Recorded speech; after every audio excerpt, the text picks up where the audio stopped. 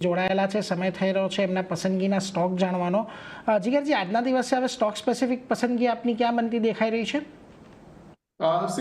સ્ટોક્સમાં મઝગાઉ ડોક ગમી રહ્યો છે અત્યારના. જે રીતે ડેલી ચાર્ટ એનું સેટઅપ થઈ રહ્યું છે, હિસ્ટોરિકલી જોવામાં આવ્યું છે કે મઝગાઉ ડોક જે 200 દિવસની એક્સપોનેન્શિયલ છે, સાથે સાથે 200 દિવસની સિમ્પલ એવરેજ છે, એ ત્યાં આગળ આવે છે તો મોટા બાઉન્સ જોવા મળે છે. અને કરન્ટલી છેલ્લા 3-4 દિવસથી એક્ઝેક્ટલી ત્યાં આગળ જ એક સ્ટ્રોંગ બેઝ બન્યો છે 2700 થી 2650 ની રેન્જમાં, અને અત્યારના 2826 રેટ ચાલી રહ્યો છે. અને સાથે સાથે જે રીતે ઇમ્પલ્સિવ બિહેવિયર જોવા મળ્યું છે RSI ની અંદર, એ રીતે લાગી રહ્યું છે કે આની અંદર એક સારો એવો મૂવ જોવા મળી શકે છે.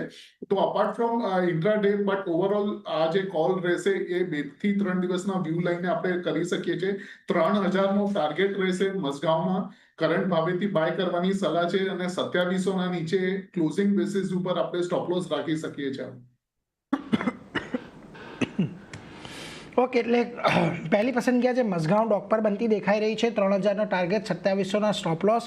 આમ પણ આ બધા સ્ટોકની અંદર આપણે ખાસો એવો ઘટાડો ઉપરના સ્તરેથી જોયો હતો, એટલે ત્યારબાદ જો આજે ફરી પાછી એક વખત ખરીદારી માટેની તક ઉભરતી દેખાઈ રહી છે, એટલે એના પર એક ફોકસ ખાસ રાખજો. આ સિવાય અન્ય કોઈ પસંદગી છે આજે વાયદા બજારમાં?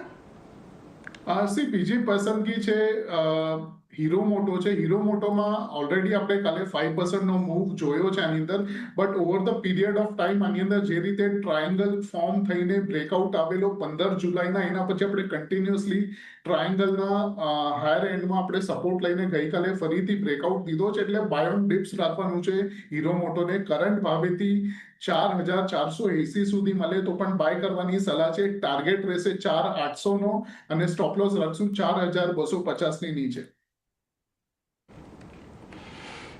જો ખાસ કરીને 4480, એટલે કે હજી પણ તમને 20-25 રૂપિયા નીચે મળે તો ખરીદારી કરીને ચાલો. 4250 સ્ટોપ લોસ, 4800નો લક્ષ્યાંક.